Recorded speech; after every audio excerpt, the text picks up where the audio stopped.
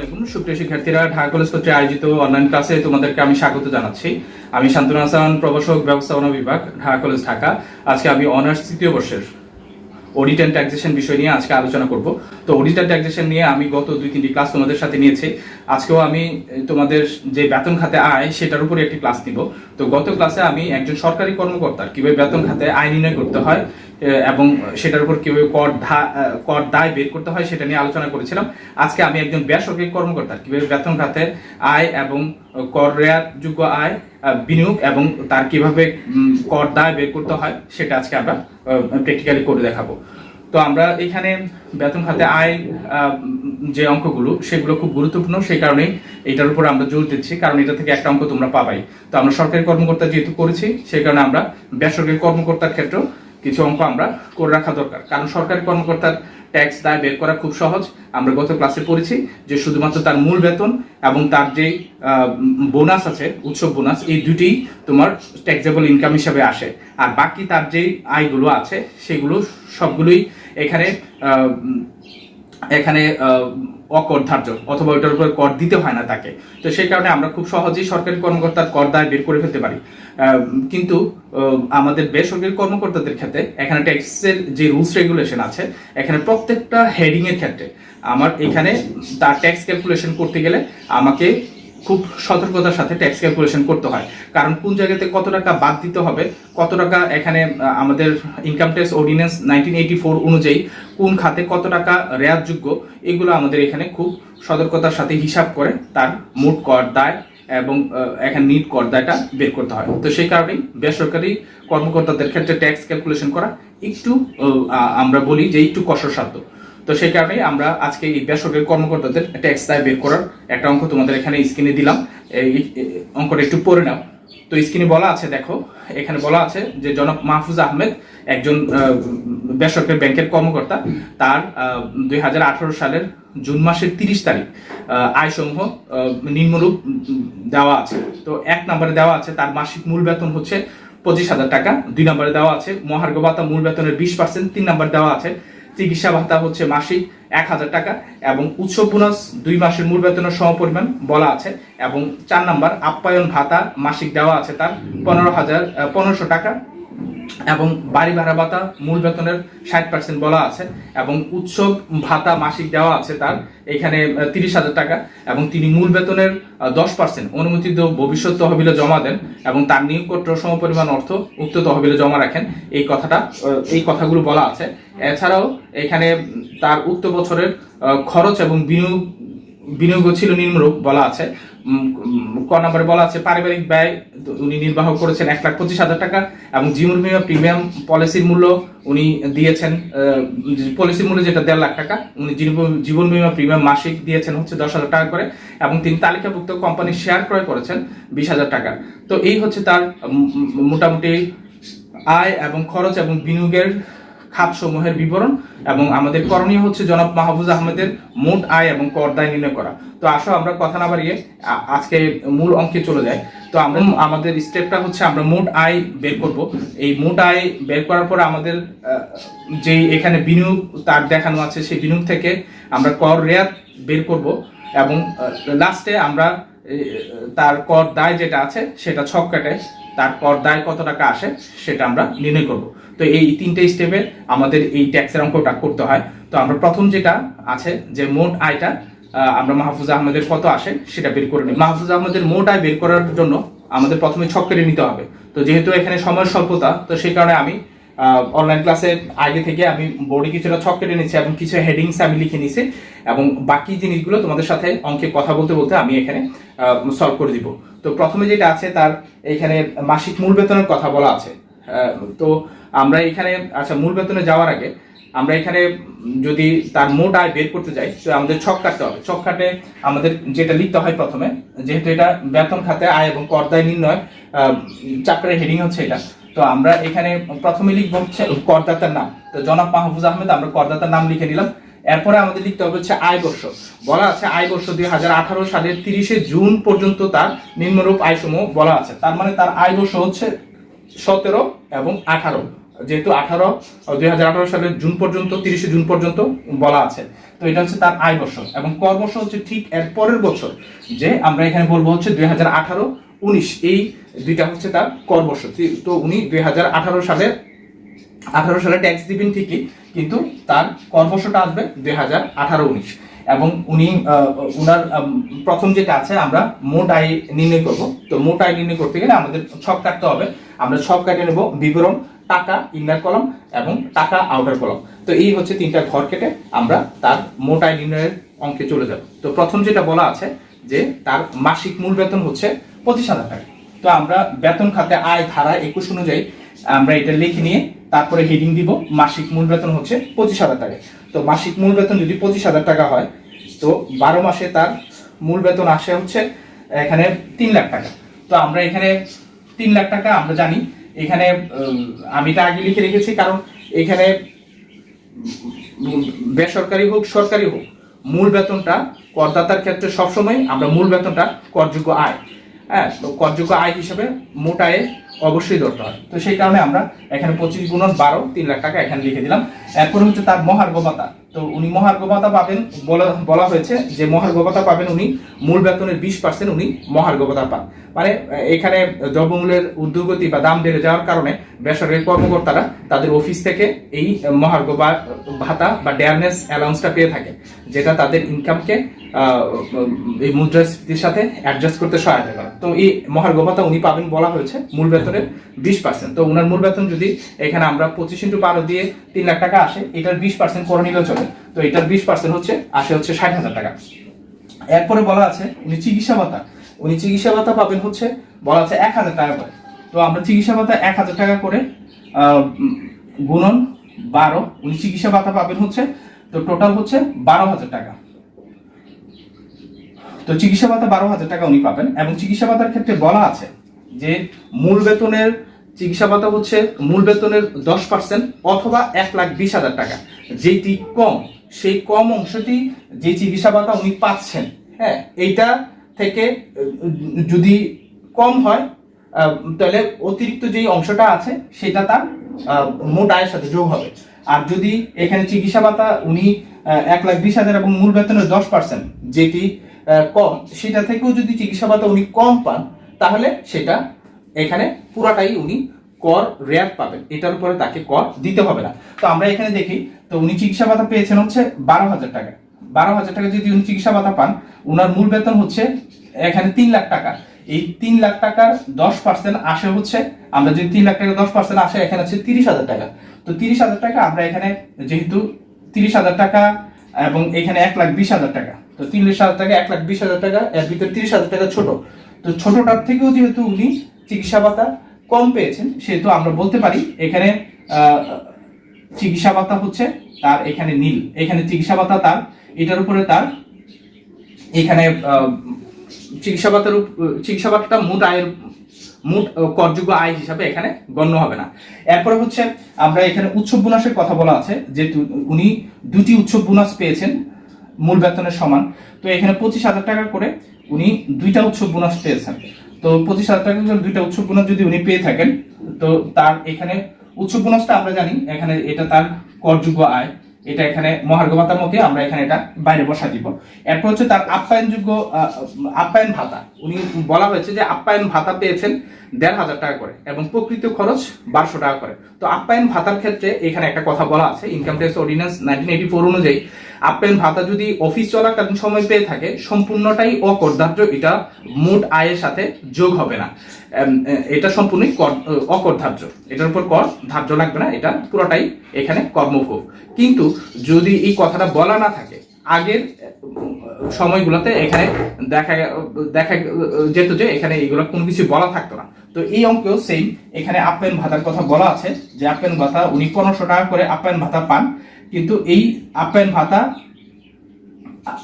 ভাতার উপরে আপ্যায়ন ভাতা 1,500 টাকা করে পান, এটা কিন্তু প্রকৃত খরচ হচ্ছে এটা 1,200 টাকা। তো এখানে 1,200 টাকা এটা কোনো এখানে হিসাবে আসবে না, এখানে 1,500 টাকা, এখানে যেহেতু অন্য কোনো কথা বলা নাই, আপ্যায়ন ভাতা 1,500 টাকা হিসাবে উনি 12 মাসে পাচ্ছেন হচ্ছে 1,500 টাকা করে, 12 মাসে পাচ্ছেন হচ্ছে 18,000 টাকা।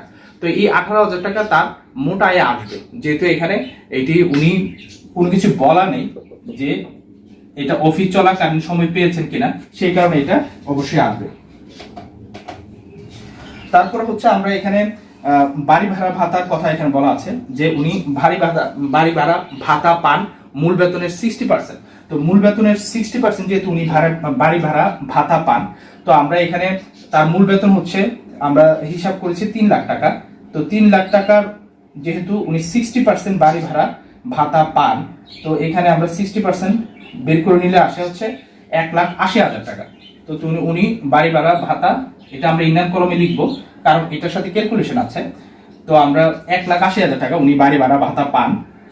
তো এটার ক্ষেত্রে বলা আছে যে যদি উনি মাসিক 25,000 টাকা করে বাড়ি ভাড়া ভাতা 3 লাখ টাকা পান, অথবা মূল বেতনের 50%, হ্যাঁ, যেটি কম, তো এখানে তার মূল বেতনের 50%, এখানে হচ্ছে তার মূল বেতনের 50% আসে হচ্ছে, আমরা যদি এখানে 30,000 টাকার 50% করি, 3 লাখ টাকার 50% করি, এখানে আসে হচ্ছে 1.5 লাখ টাকা। তো বলা হচ্ছে যেটি কম, তো এখানে 50% মূল বেতনের 50%, এখানে মূল বেতন যেহেতু ওনার আমরা এখানে বলছি যে মূল বেতন যেহেতু ওনার 3 লাখ, এটার 50% আসে হচ্ছে 1,50,000 টাকা। তো যেটি কম সেটি উনি যে বাড়ি ভাড়া ভাতা পেয়েছেন এটা থেকে বাদ যে অবশিষ্ট অংশটা ওনার করযোগ্য আয় হিসেবে আসবে। তো এখানে আসবে হচ্ছে 30,000 টাকা, ঠিক আছে। তো এখানে তাকে 30,000 টাকা করযোগ্য আয় হিসাবে দেখাতে হবে, কারণ যেটি কম সেটি হচ্ছে 1,50,000 টাকা। তো এই 1,50,000 টাকার উপরে যেহেতু উনি পেয়েছেন 60% উনি বাড়ি ভাড়া ভাতা পেয়েছেন, তার মানে এখানে অতিরিক্ত আরো 10% যে টাকাটা আছে, সেই 10% টাকাটা এখানে 30,000 টাকা এখানে তার মোট আয় হিসাবে আমাদের অবশ্যই করযোগ্য আয় হিসাবে দেখাতে হবে। এরপরে হচ্ছে এখানে বলা আছে যে যাতায়াত ভাতা, উনি যাতায়াত ভাতা পান, এই কথাটা বলা আছে যে যাতায়াত ভাতার কথা এখানে যেটা বলা আছে যে যাতায়াত ভাতা 3,000 টাকা, উনি যাতায়াত ভাতা পান হচ্ছে 3,000 টাকা করে কথা বলা আছে। তো আমরা এখানে তো যাতায়াত ভাতা যেহেতু এখানে 3,000 টাকা করে আছে, তো আমরা এখানে যাতায়াত ভাতাটা লিখে নিব। 3,000 টাকা করে আসলে এখানে আসে হচ্ছে আমরা যদি বলি 3,000 গুণন 12, 3 12 36,000 টাকা। তো যাতায়াত ভাতা আসে তার হচ্ছে 36,000 টাকা। এবং এখানে যাতায়াত ভাতার ক্ষেত্রে এখানে একটি ইনকাম ট্যাক্স অর্ডিন্যান্স 1984 বলা আছে যাতায়াত ভাতা যদি উনি পেয়ে থাকেন, এখানে যাতায়াত ভাতা যদি উনি নগদে পেয়ে থাকেন, নগদে পেয়ে থাকলে এখানে আমাদের যে কথা আছে যে এখানে যাতায়াত ভাতা উনি নগদে যদি পেয়ে থাকেন 30,000 টাকা পর্যন্ত, ওনারা যদি অফিস কোনো গাড়ি সরবরাহ না করে থাকে, তাহলে উনি যাতায়াত ভাতা নগদে পেয়ে থাকলে সর্বোচ্চ 30,000 পর্যন্ত ওনার ট্যাক্স দিতে হবে না। কিন্তু 30,000 অতিরিক্ত যদি উনি যাতায়াত ভাতা তার অফিস থেকে পেয়ে থাকেন, সেই ক্ষেত্রে অতিরিক্ত যে অংশটুকু আছে, তো এখানে 3 12 36, তো 6,000 টাকা, 6,000 টাকা তার এখানে মোট আয়ে আসবে এবং এটার উপরে তাকে কর দিতে হবে। এরপরে হচ্ছে এখানে আরেকটি অংশ আছে, সেটা হচ্ছে অনুমোদিত ভবিষ্যৎ তহবিলে নিয়োগ করতে দান। তো এখানে মোট আয় নির্ণয়ে মোটামুটি আমরা সবকিছুই বের করে ফেলেছি। তো এখানে লাস্টের যেটা আছে যে অনুমোদিত ভবিষ্যৎ তহবিলে উনি তার মোট বেতনের 10% অনুমোদিত ভবিষ্যৎ তহবিলে উনি সংরক্ষণ করেন এবং নিয়োগকর্তাও সমপরিমাণ অর্থ দান করেন। তো উনি যেটা সংরক্ষণ করেন এটা কিন্তু তার বেতনের ভিতরেই আছে। তো তারটা এখানে আমার মোট আয়ে দেখাতে হবে না, এটা মোট আয়ে অলরেডি অন্তর্ভুক্ত আছে। কিন্তু নিয়োগকর্তা যে সমপরিমাণ টাকাটা দান করে ওনার এখানে, আমরা যদি এখানে মোট বেতনের 10% হয় সেটা, তাহলে এখানে নিয়োগকর্তা দান করেন 30,000 টাকা। তো এই 30,000 টাকা নিয়োগকর্তা যেহেতু দান করেন, এটাও তার এখানে মোট আয়ের হেডিং হিসাবে এখানে তাকে এটার উপরে ট্যাক্স দিতে হবে। তো আমরা এখানে মোট আয়ের 30,000 টাকা পর্যন্ত এখানে দেখাই দেব। তো এটাও তার করযোগ্য আয় হিসাবে আসবে। তো এই হচ্ছে আমাদের এখানে, আমরা যদি এখানে অঙ্ক দেখি, তো মোটামুটি এই হচ্ছে তার আয়ের খাত। এই আয়ের খাতগুলো থেকেই উনি এই বছরে আয় করেছেন মোট। তো আমরা এখন যোগ করে নিব যে টোটাল কত টাকা উনি ট্যাক্সেবল ইনকাম হিসাবে তার এখানে মোট করযোগ্য আয় হিসাবে আসবে। তো এখানে মোট আয় বা করযোগ্য আয় যেটা আছে, তো তার মোট করযোগ্য আয় যেটা সেটা আমরা এখন এটা ক্যালকুলেশন করে বের করে নেব। তো মোট করযোগ্য আয় যেটা আসছে আমরা একটু হিসাব করে দেখে নিই। প্রথমে হচ্ছে 3 লাখ টাকা, প্লাস এখানে আছে হচ্ছে মহার্ঘ ভাতা 60,000 টাকা, প্লাস এখানে আছে হচ্ছে আমাদের এখানে চিকিৎসা ভাতা যেটা আছে, চিকিৎসা ভাতা পুরোটাই হচ্ছে এইখানে আমরা অকর ধার্য বলেছি, এটা দিতে হবে না, এটা হচ্ছে নীল। এই চিকিৎসা ভাতাটার উপরে উনি কর্মক্ষোভ পেয়েছেন। এরপরে হচ্ছে 50,000 টাকা হচ্ছে উৎসব বোনাস, তো 50,000 টাকা উৎসব বোনাস যোগ করে দিলাম। এরপরে হচ্ছে তার আপ্যায়ন ভাতা, আপ্যায়ন ভাতা যেহেতু কোনো কিছু বলা নেই অফিস চলাকালীন সময়ে কিনা, সেই কারণে আমাদের পুরো টাকাটাই এখানে করযোগ্য আয় হিসাবে আসবে। এরপর হচ্ছে বাড়ি ভাড়া ভাতা, যেহেতু বাড়ি ভাড়া ভাতা আমরা তার যে মূল বেতন আছে মূল বেতনের 50% পর্যন্ত মকুফ, যেহেতু উনি 60% করে পেয়েছেন, তো যে অতিরিক্ত 10% আছে ওইটার উপরে তাকে এখানে ট্যাক্স দিতে হবে, এটা হচ্ছে 30,000 টাকা। এবং এখানে যাতায়াত ভাতা, যাতায়াত ভাতার কথা বলা আছে 3,000 টাকা করে উনি পেয়েছেন, 3 12 36,000 টাকা। এবং 30,000 টাকা পর্যন্ত যাতায়াত ভাতা যদি উনি নগদে পান 30,000 টাকা পর্যন্ত তাকে ট্যাক্স দিতে হবে না। অতিরিক্ত যেটা আছে 6,000 টাকা, এটার উপর তাকে ট্যাক্স দিতে হবে, তো আমরা 6,000 টাকার উপরও ট্যাক্স দিব। এরপরে হচ্ছে অনুমোদিত ভবিষ্যৎ তহবিলে নিয়োগপত্র দিয়েছেন হচ্ছে 30,000 টাকা। তো মোটামুটি এই হচ্ছে আমাদের আমরা যদি এখানে বলি যে 4,94,000 টাকা, 4,94,000 টাকা হচ্ছে তার এখানে মোট করযোগ্য আয়। তো এই মোট করযোগ্য আয় 4,94,000 টাকা, এটার উপরে তাকে কর দিতে হবে। তো এরপরে যেটা আছে আমরা মোট করযোগ্য আয়টা বের হয়ে গেলে আমরা এখন চলে যাব হচ্ছে তার কর রেয়াতযোগ্য আয় বা বিনিয়োগটা আমরা বের করে নিব, যেটার উপরে আমরা কর রেয়াতটা ক্যালকুলেশন করব। তো আমরা এখানে বিনিয়োগ এবং খরচের ক্ষেত্রে যে খাতগুলো আছে আমরা একটু দেখে নিই। যে উক্ত বছরে উনি পরিবারের ব্যয় হিসাবে 1,25,000 টাকা ব্যয় করেছেন। তো পরিবারের যে ব্যয়, এটা হচ্ছে তার ব্যয় খাতে আসবে। আমরা তোমরা যদি ইনকাম ট্যাক্সের যে ফর্ম আছে সেখানে যদি তোমরা একটু দেখো, ইনকাম ট্যাক্সের ফর্মে এখানে ব্যয়ের জন্য আলাদা একটা ছক দেওয়া আছে। এটা আমার এখানে বিনিয়োগ হিসাবে আমি এটা দেখাতে পারবো না, এটা অনুমোদনযোগ্য কোনো বিনিয়োগ না। তো সেই কারণে এখানে এটা তার পারিবারিক ব্যয় যেটা আছে তার ব্যয়ের যে ছক আছে ওইখানে আমি দেখাতে পারবো, কিন্তু এখানে কর রেয়াতযোগ্য আয় হিসাবে এই পারিবারিক আয়টা এখানে আসবে না। এটা সবসময় মনে রাখতে হবে, তার পারিবারিক ব্যয়, উনি পরিবারের জন্য যদি কোনো ব্যয় করেন পারিবারিক ব্যয়টা এটা ওনার বিনিয়োগ নয়, এটা বিনিয়োগ খাতে আসবে না। তো এটা এখানে টিকা লিখে দিতে হবে যে পারিবারিক ব্যয় যেটা আছে এটা অনুমোদনযোগ্য এখানে বিনিয়োগ নয়, তো সে কারণে এটা আসবে না। তো এরপরে যেটা আছে জীবন বীমা প্রিমিয়াম উনি 10,000 টাকা করে দান করেন এবং যেটার পলিসি মূল্য 1.5 লাখ টাকা। তো এখানে জীবন বীমা প্রিমিয়াম উনি 10,000 টাকা করে যেহেতু দান করেন, 10,000 টাকা উনি জীবন বীমা প্রিমিয়াম 10,000 টাকায় দান করেন বলেছে, 10,000 টাকা করে না, উনি জীবন বীমা প্রিমিয়াম দান করেছেন হচ্ছে 10,000 টাকা, যেটার পলিসি মূল্য 1.5 লাখ টাকা। তো আমরা জানি এখানে জীবন বীমা প্রিমিয়াম উনি যেহেতু 10,000 টাকা দান করেছেন এবং পলিসি মূল্য হচ্ছে এটা 1.5 লাখ, তো আমরা জানি যে সর্বোচ্চ সীমা হচ্ছে বিমা মূল্যের 10%। তো উনার জীবন বীমাটা হচ্ছে 1.5 লাখ টাকার, যেহেতু 1.5 লাখ টাকার 10% আছে হচ্ছে তোমার এখানে 15,000 টাকা।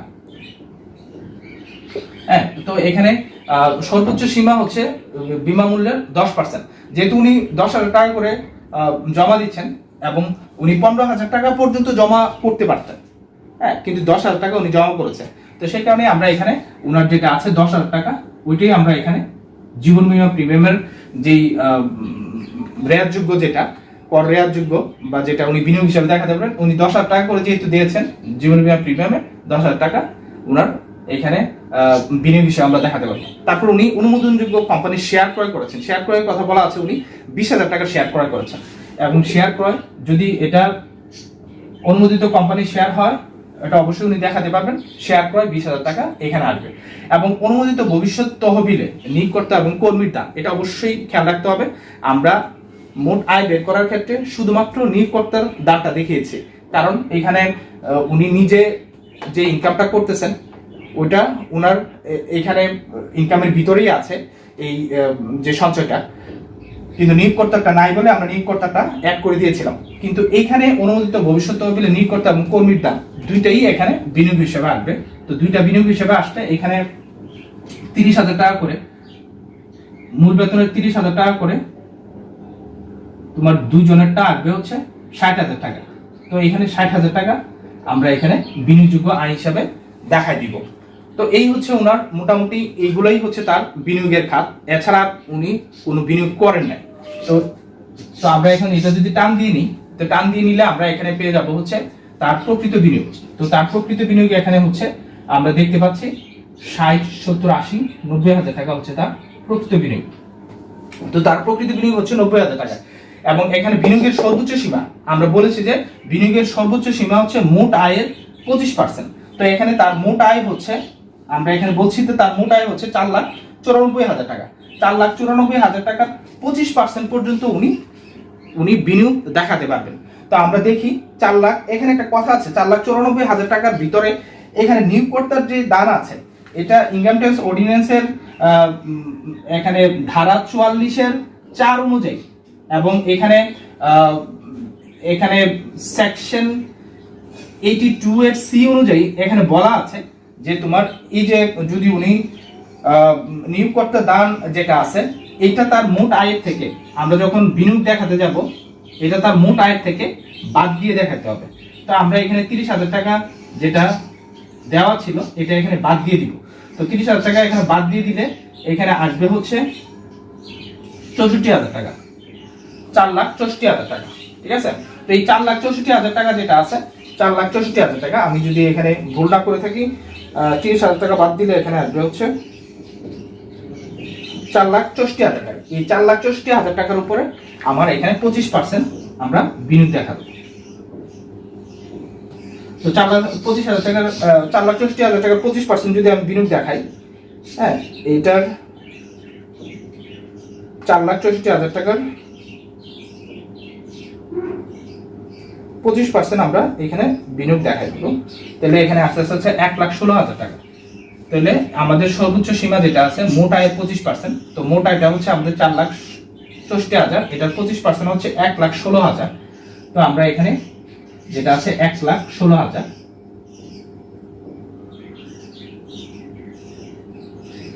হ্যাঁ, 1,16,000, এটা আমরা সবগুলাই খাত আমরা এখানে ইনার কলমে লিখতে পারি, তারপরে টোটালটা আমরা আউটার কলমে লিখতে পারি।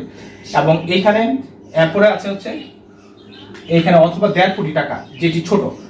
তো আমরা এখানে তিনটার ভিতরে 1.5 কোটি টাকা এবং তার এখানে যেটা আছে মোট আয়ের 25% এবং তার প্রকৃত বিনিয়োগ, এখানে তিনটার ভিতরে আমরা দেখতেছি তিনটার ভিতরে ছোট হচ্ছে 90,000 টাকা। তো সেই কারণে উনি কর রেয়াতযোগ্য আয় হবে ওনার হচ্ছে 90,000 টাকা। ছোটটির উপরে উনি কর রেয়াত পাবেন, সবচেয়ে ছোট যেটা আছে ওটার উপরে উনি কর রেয়াত পাবেন। তো সেই কারণে তার কর রেয়াতযোগ্য আয় হচ্ছে 90,000 টাকা। তো এই হচ্ছে আমাদের মোটামুটি কর রেয়াতযোগ্য আয় আমরা বের করে ফেললাম। তো আমরা এখন কর রেয়াতযোগ্য আয় বের করে ফেললে এখন আমাদের কাজ হচ্ছে আমরা এখন এখান থেকে বের করব হচ্ছে, আমরা কর রেয়াতযোগ্য আয়ও বের হয়ে গেছে, তো আমরা মোট কর দায়টা বের করব। তো আমরা এখন লাস্টের যে স্টেজটা আছে সেখানে চলে আসি, সেটা হচ্ছে আমরা এখন কর দায়টা নির্ণয় করব।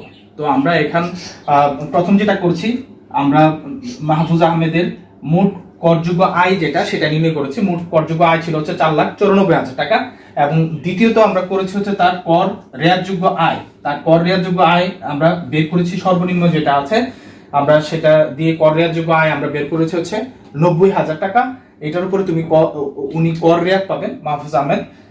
তো এই হচ্ছে আমাদের দুটি ইনফরমেশন, দুটি স্টেজ আমরা করে ফেলেছি। এখন আমাদের লাস্ট যেটা স্টেজ 3 নাম্বার হচ্ছে আমরা তার কর দায় নির্ণয় করব। তো কর দায় নির্ণয় করার ক্ষেত্রে আমরা আগেই বলেছি যে ইনকাম ট্যাক্স অর্ডিন্যান্স 1984 অনুযায়ী যে ব্যক্তিগত করদাতা সে যদি পুরুষ হয়ে থাকে 2,50,000 টাকা পর্যন্ত এখানে তাকে কর দিতে হবে না। যেহেতু মাহফুজ আহমেদের মোট আয় হচ্ছে 4,94,000 টাকা, সেহেতু বাকি অংশের উপরে ওনাকে কর দিতে হবে। তো 2,50,000 টাকা পর্যন্ত তার এখানে কর হার হচ্ছে 0, এটার উপর তাকে কর দিতে হবে না। 2,50,000 টাকার অবশিষ্ট, তো 4,94,000 থেকে আমি 2,50,000 টাকা এখানে বাদ দিলে তার এখানে অবশিষ্ট অংশ যেটা আছে সেটার উপরে তাকে কর দিতে হবে 4,94,000।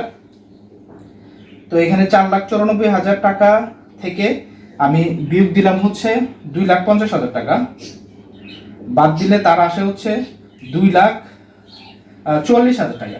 তো এখানে 2,44,000 টাকা যেটা আছে সেটার উপরে 2,44,000 টাকা, এটার উপরে উনি 10% হারে, এটার উপরে উনি 10% হারে ট্যাক্স দিবেন। তো এই 44,000 টাকার উপরে উনি 10% হারে ট্যাক্স দিলে এখানে আসবে হচ্ছে 24,400 টাকা। তো আমরা এখানে লিখে হতে পারি 24,400 টাকা। এই 24,400 টাকাই হচ্ছে তার মোট কর দায়।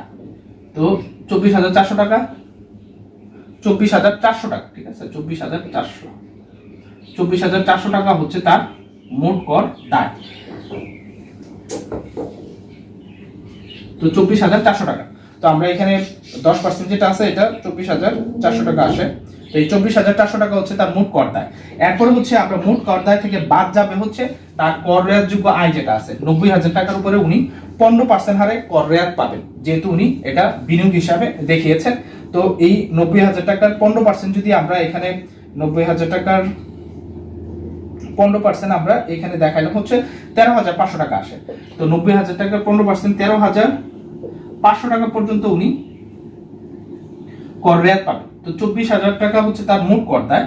তো এই 24,400 টাকা তার যেটা মোট কর দায়, এটা থেকে উনি কর রেয়াতযোগ্য আয় ছিল হচ্ছে 90,000 টাকা, এটার 15% ছাড় পাবেন, তার মানে 13,500 টাকা উনি কর মকুব পাবেন। তো আমরা যদি এখন 24,400 থেকে 13,500 টাকা বাদ দিয়ে দিই, তাহলে এখানে আসতেছে হচ্ছে 10,900 টাকা। এই 10,900 টাকাই হচ্ছে ওনার প্রদেয় কর দায়। তো এই 10,900 টাকা উনি এই কর বর্ষে 18-19 এই কর বর্ষে উনি চালান কেটে 10,900 টাকা ওনার যে আয়কর অঞ্চল, সেই আয়কর অঞ্চলে এই টাকাটা জমা দিবেন বাধ্যতামূলক ভাবে, না হলে তাকে আইনগত সমস্যায় পড়তে হবে। তো সেই কারণে আমরা এখানে ব্যক্তিগত করদাতা যদি সে বেসরকারি হয়ে থাকে এইভাবে আমরা কর দায় বের করে দেখে দিতে পারি। তো এই হচ্ছে আমাদের মোটামুটি আজকের ক্লাস। তো আজকের ক্লাসে আমরা মোটামুটি একজন বেসরকারি কর্মকর্তা কিভাবে কর দায় নির্ণয় করতে হয় সেই বিষয়গুলো দেখলাম। তো আমরা এখানে 2-3টা জিনিস এখানে একটু ব্যতিক্রম পেয়েছি বা নতুন পেয়েছি, সেগুলো একটু আমরা খেয়াল করব। সেটা হচ্ছে আমরা পারিবারিক ব্যয়ের কথা এখানে আমরা পেয়েছি, পারিবারিক ব্যয়টা আমরা করযোগ্য আয় হিসেবে দেখাতে পারবো না, এটা খেয়াল রাখতে হবে, এটা অঙ্কে কোনো ইফেক্ট আসবে না। এছাড়া আমরা আরো এখানে নতুন পেয়েছি হচ্ছে এখানে আমাদের যাতায়াত ভাতা ছিল, যেহেতু উনি নগদে পেয়েছেন 30,000 টাকা পর্যন্ত উনি মকুব পাবেন। এরপরে আমরা এখানে বীমা প্রিমিয়াম, তার এখানে আমরা যেটা বলছি যে ভবিষ্যৎ তহবিল, যে কন্ট্রিবিউটর ভবিষ্যৎ তহবিলে নিয়োগ করতেও এখানে 10% হারে দান করেছেন।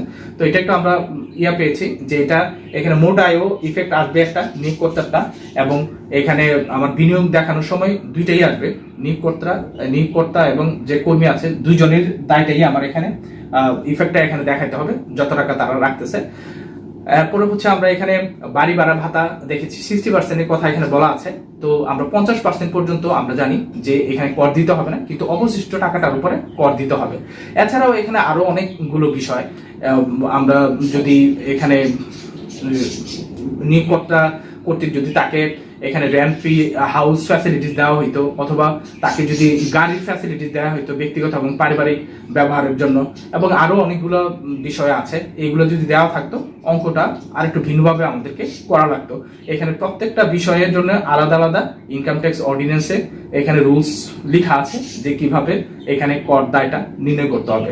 তো আমরা পরবর্তী ক্লাসে একদম ফাইনাল একটা অঙ্ক এটার উপরে করব, যে কিভাবে একদম পূর্ণাঙ্গ এগুলো সহ একটা অঙ্ক সাজিয়ে আমরা তোমাদেরকে দেখাই দিব যে কিভাবে একজন ব্যক্তিগত করদাতা যে বেসরকারি কর্মকর্তা তার কিভাবে কর দায় নির্ণয় করতে হয়। তো আজকে ক্লাস আমি এখানে শেষ করলাম, সময় কম থাকার কারণে আজকে ক্লাসটা খুব দ্রুতই এখানে সমাপ্ত করতে হচ্ছে। তো নেক্সট ক্লাসে তোমাদেরকে আমন্ত্রণ জানিয়ে এখানে আমার ক্লাস সমাপ্ত করলাম। ধন্যবাদ সবাইকে।